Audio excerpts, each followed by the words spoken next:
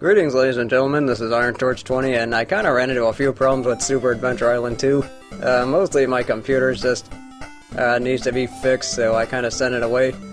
So in the meantime, I'm just gonna be recording DuckTales 2 for the NES, and this is the sequel to one of the better NES games out there, in my opinion, the original DuckTales.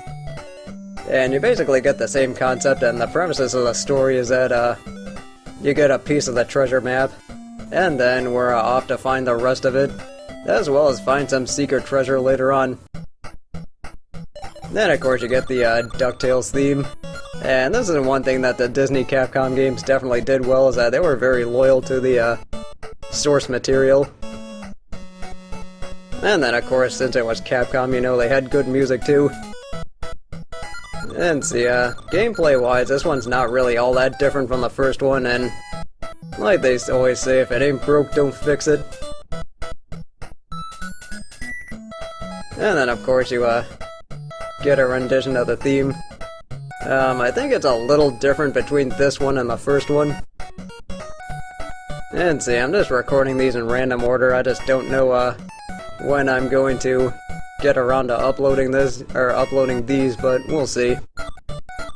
But anyway, you get your 3 different choices, and let's see, you can get more money off of difficult, and easy and normal are a little bit different, because they do give you more health power-ups, but in difficult you don't get them, but you can get more money. So it just depends on how good you are at not getting hit.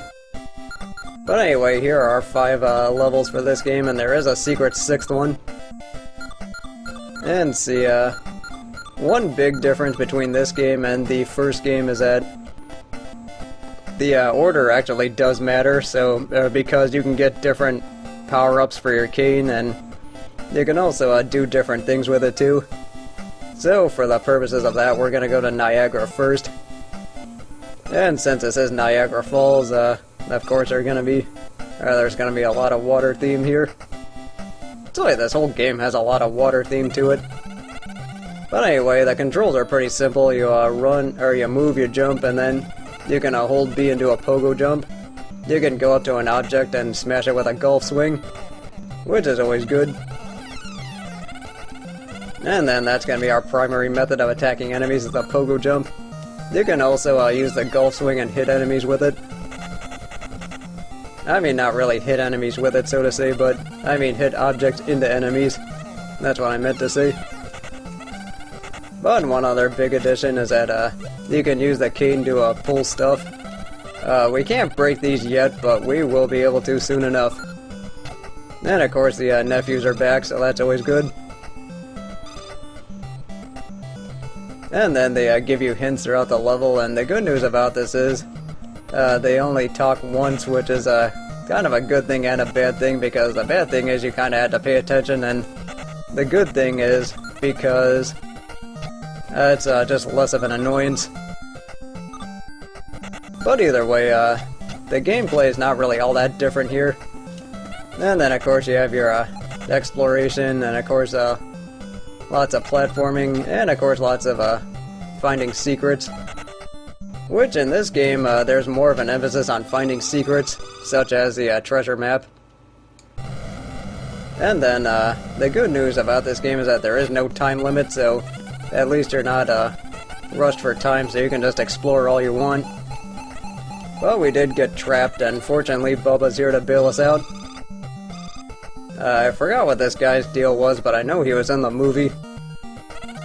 Because I think he was also like frozen or something as a cave duck, or something like that. I don't know, it's actually been a while since I've seen DuckTales, and I know it was a really good show. I mean, we watched it all the time as a kid, but I mean, let's see, I mean, I did watch it, it's just been a while. So either way, here are those wraps that Huey was talking about, and what you want to do is just use the golf swing and then just push yourself over that way.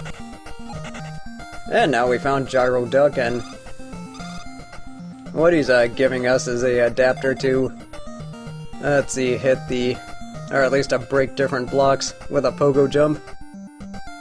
And one thing that is pretty useful about this game is the adapters, and Also, you can find, or you can buy different items, which is always a good thing too. So I'm just gonna backtrack a little bit over to those concrete blocks just to show you guys. And see, one thing I do especially like about this game is that it does feature a store. And then you can buy things like energy refills and then power-ups, and I think we're even supposed to get a piece of the map there, which is gonna make it pretty interesting. I mean, that's just one way to unlock one of the secret endings, and there are multiple endings in this game, just like the NES one, and what a lot of people don't know about the NES one is that you can actually get a bad, or the first one, I should say, not the NES one, the first one, is that you can actually get a bad ending if you finish the game broke. But the way to do that is just so convoluted that a lot of people don't know about it. There's like some code you have to enter to like refill your energy, but it uses up money or something like that. I know it does exist, I just forgot how to do it.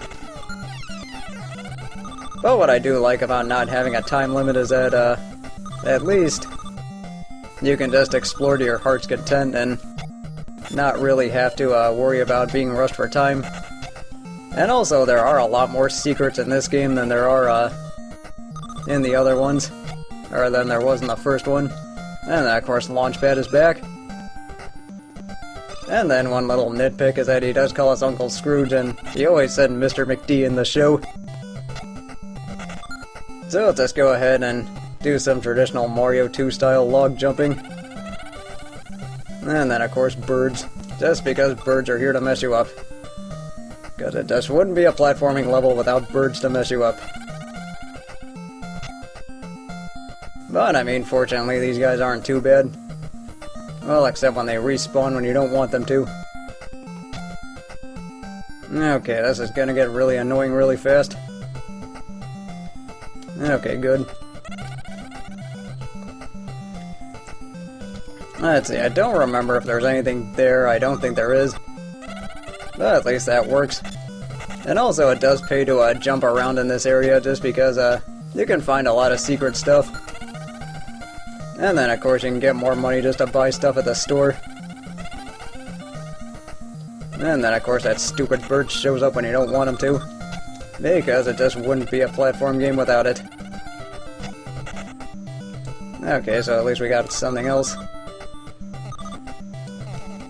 And then, of course, we can just go here and then find something else, which is always good. So let's see what Dewey has to say. And then, of course, that's the boss that he's talking about, and fortunately, this guy's not too tough. But one little thing that does annoy me about this game is that every time you die, you do end up losing all your money. So they do have a safe that you can buy that's let you keep your money, but I mean it's just kind of a little annoyance. So let's see, let's just go ahead and do this, and then this. Yeah, so it kind of does require you to move fast here, and oh, damn it, missed it. Yeah, but like I was saying, let's see, this guy's pattern isn't too tough to recognize, but what you do have to do is just do that and then avoid the fireball. It's just really those what do you call those U-shaped flybys that is kind of the problem. But with that said, we took care of him and we got ourselves the crystal flower, or I think that's what that was. And then every time you beat a boss you get the treasure, which is worth $1 million, which is great, because $1 million is always great. And then, so you get basic stuff you can store. There's a continue globe that you can buy a continue with. There's an extra life, and then you get a full health refill and a cake. And you get the safe that lets you save your money every time you die. And then let's just go ahead and get 1 extra point of health here.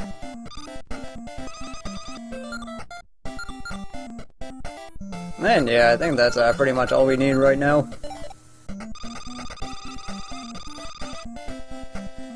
And now that we got 2 pieces of the map, One other thing I really do like about this game is that they do let you revisit other areas, which is always good because just in case you miss stuff and then just in case you miss a piece of the map, that's the important part. Because every stage does have a piece of the map and we do have to get it to get the secret ending. But I'll talk a little bit more about that in the next episode, so I'll see you then.